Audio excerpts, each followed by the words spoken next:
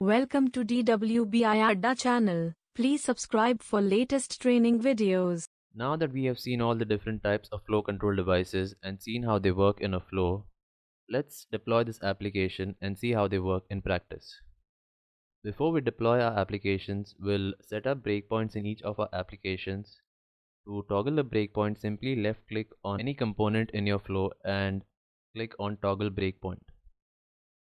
So we'll do this for all our flows. Make sure every flow has a breakpoint.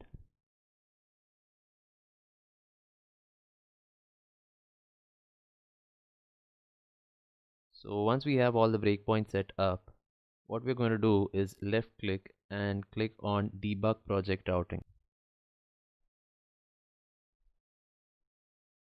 So when we toggle a breakpoint in a flow, what it means is basically when a flow containing the breakpoint is triggered, the breakpoint will enable a flow to pause at the component at which we've set the breakpoint, and that will allow us to take a closer look at the mule event at this particular juncture and make the debugging process much easier.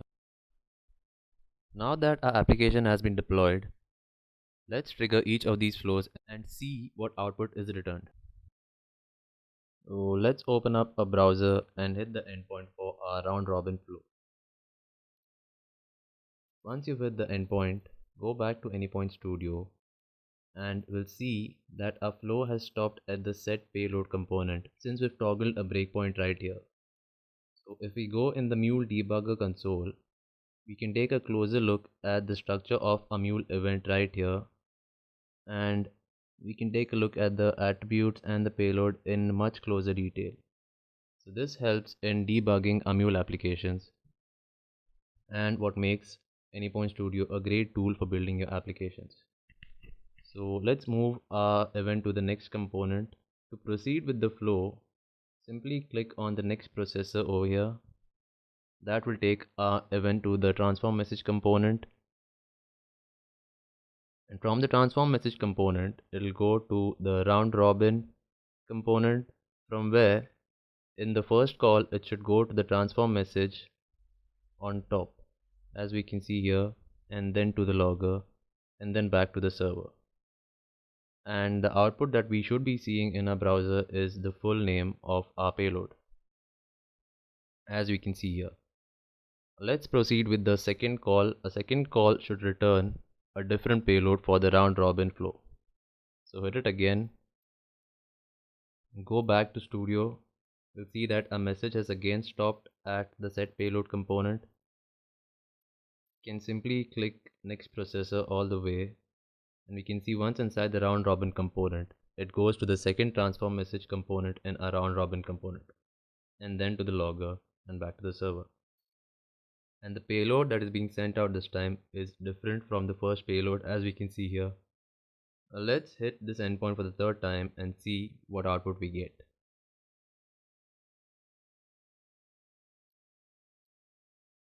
We can click on next processor again and again, but to avoid that we can simply click on resume, and this will basically take the mule event back to the server and return the output. As we can see here, the output from our third and final subflow in the round robin component has been returned. So we are done with the round robin flow.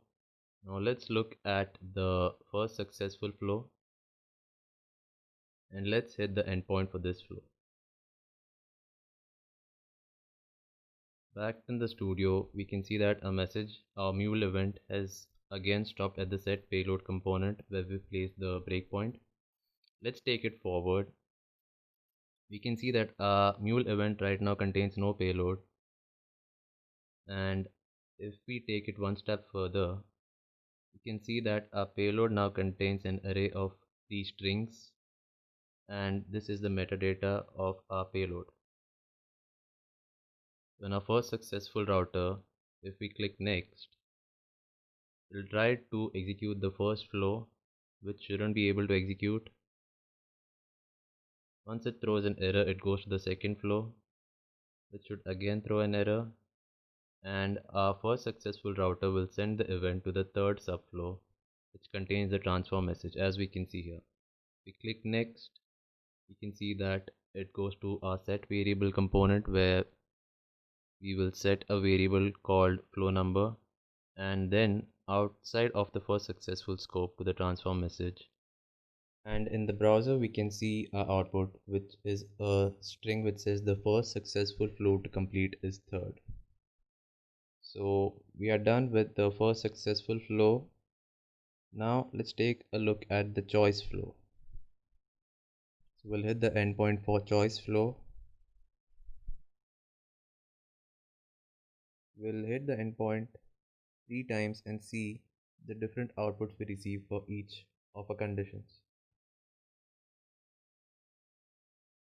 As we can see, our mule event has stopped at a round robin component since we placed a breakpoint there.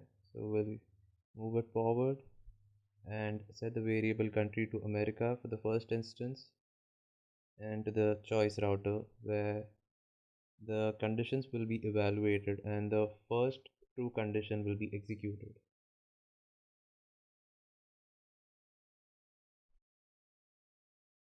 The output that we receive is the capital of America is Washington DC, which is what we created here, as you can see. Now for the second instance, let's hit it again and see what output we get. In the second instance, our round robin component will set the variable country to a value Russia, and that should take us to a different path in the choice router. As we can see here, the path that the choice router now takes is the second one, because a country now holds the value Russia, and the output we get in the browser is the capital of Russia is Moscow. So the choice router is working fine. Now for the null value of country, let's hit it again.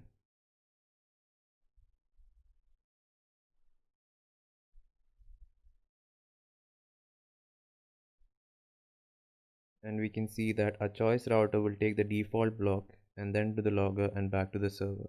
And we get a message saying that country parameter is empty. So that concludes our choice flow. Now let's hit the final flow, which is the scatter gather flow, and see how that performs.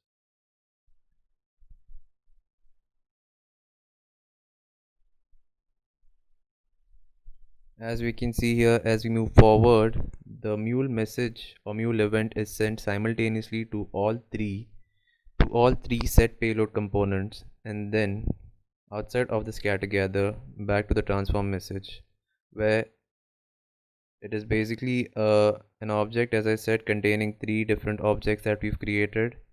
And if we move forward and back to the server, the flow should return a string naming the prominent cities of India.